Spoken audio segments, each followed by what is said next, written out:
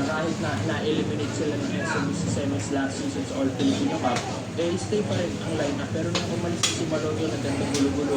At ito, hahanap na naman sila ng mga breaks. So, mahirap ito para sa Ginebra. Ito, adjustment ito.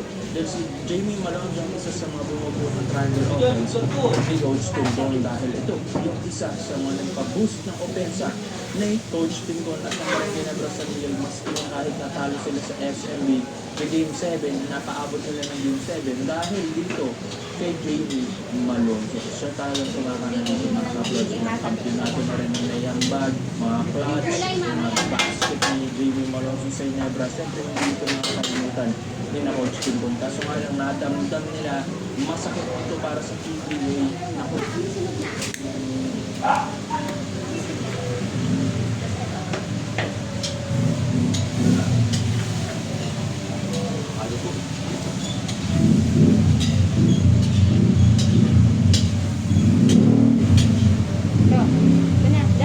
para lumabot kasabay niyan.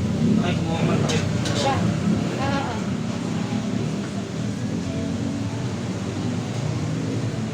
Da.